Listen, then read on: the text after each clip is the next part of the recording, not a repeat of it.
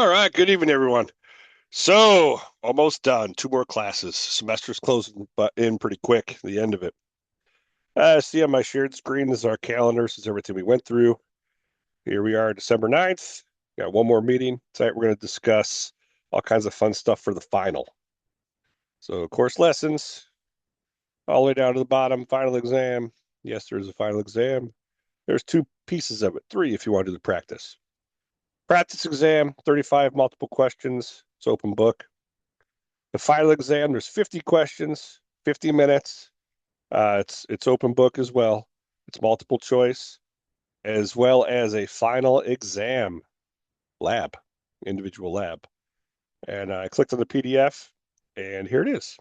It is 30 points, and your final multiple choice is 20, so it's a total of 50 points. There's only 300 in the class, so it's quite substantial. Here it explains we're going to build a trivia game. Definitely read these two. I'm not going to insult everybody. You guys could download this, read it. Must include, here's some of the must includes requirements, right? Mainline logic, error handling, headers. So mainline logic implies that you're going to need custom functions, right? So just, you're going to use the def statement. You're going to declare some functions. You're going to leverage them, right? The header, of course, that's the top of the file that everyone should be using a template, but use a template. A lot of you aren't, but use a template, easy points. Comments the why, not everything. No need to comment a print line because it's literally print. You're going to display something. It's self-commenting, right? It's readable, self-defining. Use some variables, custom functions, list tuple dictionary, take your pick or a combination of it, at least one looping function, while or for, and it's trivia game. There's some example questions down here, but you could do your own. In the past, I had people do Star Wars games, movie trivia, planet trivia, all kinds of fun different trivia games. Write output to a file. Keep score. Use loops. Build a good user interface for the user to interact with. A declaration statement, a welcome, something that they know they're in a program, right? What to do next. Guide the user. All these things matter, right? But there you go. There's the overview of the final and the final exam. All the stuff's available. You can start on it now. You got, ample time, 2 weeks plus, ample time to knock this out. Leverage everything we learned up on all 7 lessons. Use as much of it as you can that makes sense to accomplish the goals and test yourself. This is where you want to test yourself. You're going to get feedback. You're going to gain points no matter what, as long as you turn something in.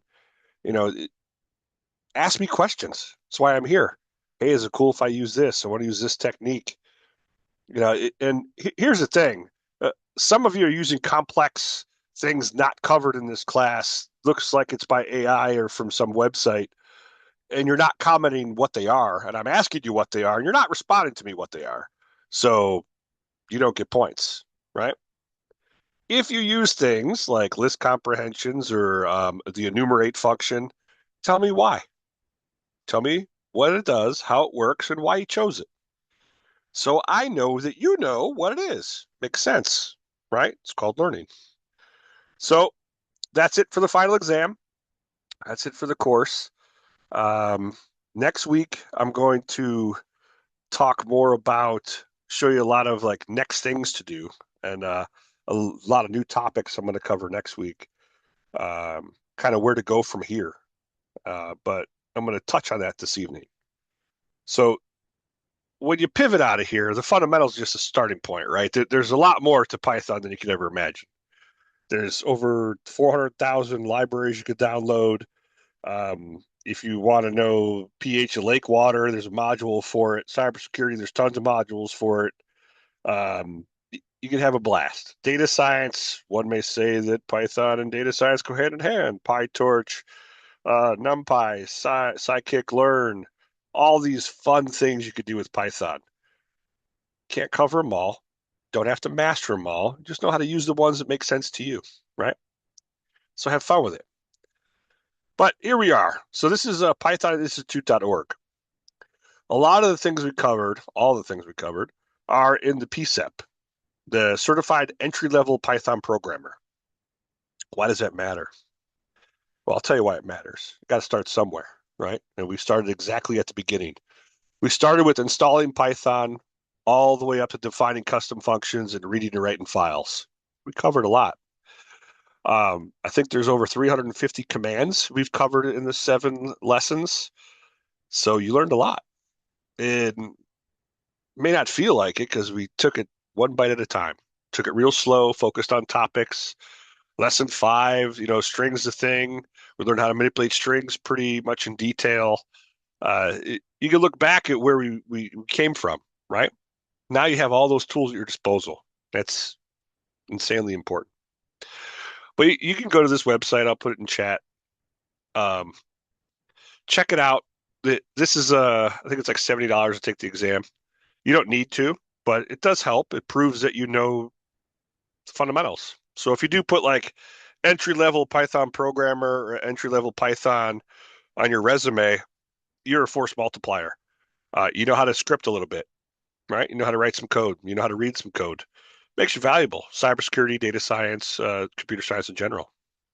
Getting things done, looping through, you know, pinging systems to see if they're online, to check to see, access them to pull an update.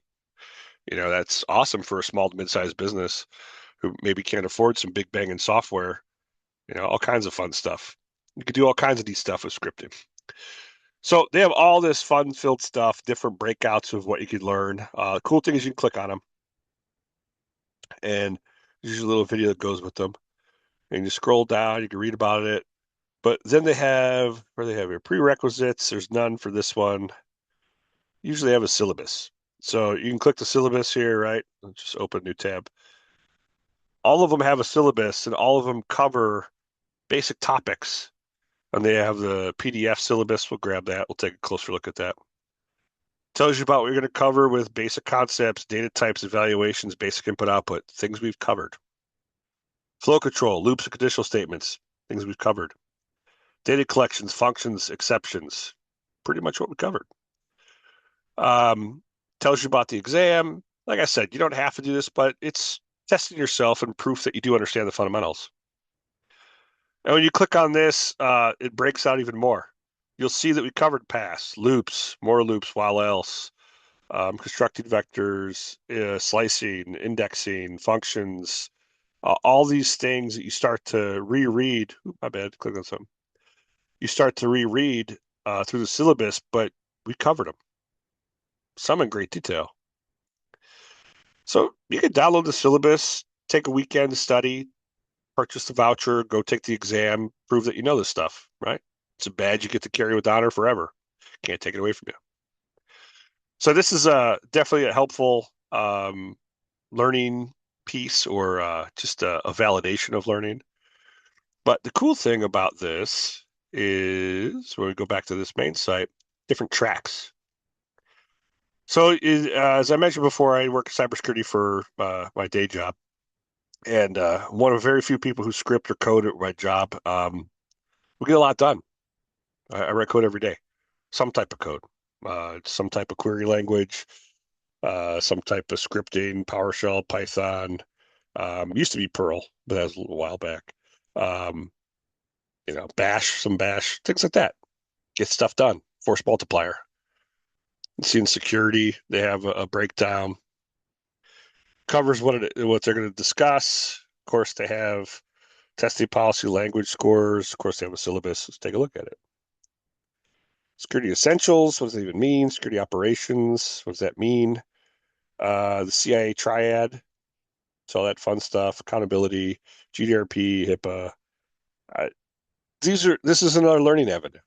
You can either download this, Google Pivot, use your YouTube powers, TikTok powers, watch videos on this stuff, practice it, master it, power up, right?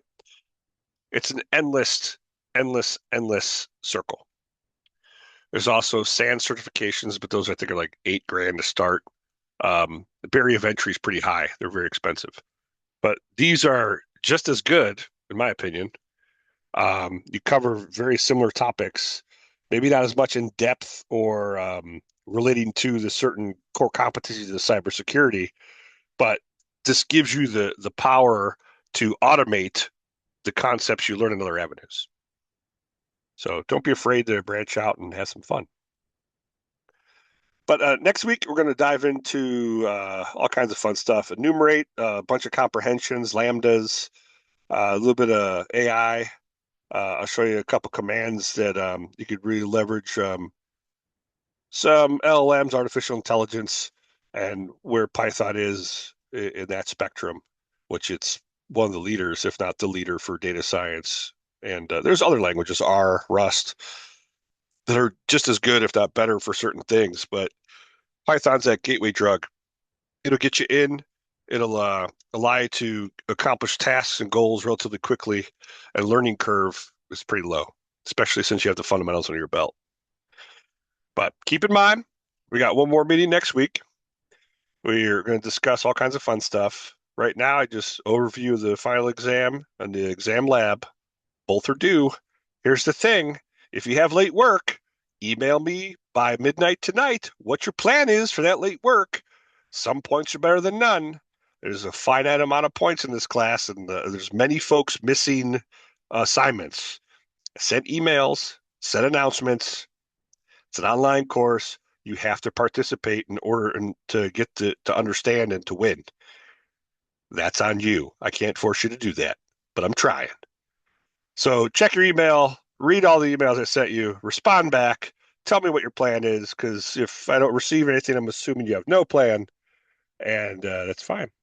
That's your choice. But I'm here to help you, here to be successful.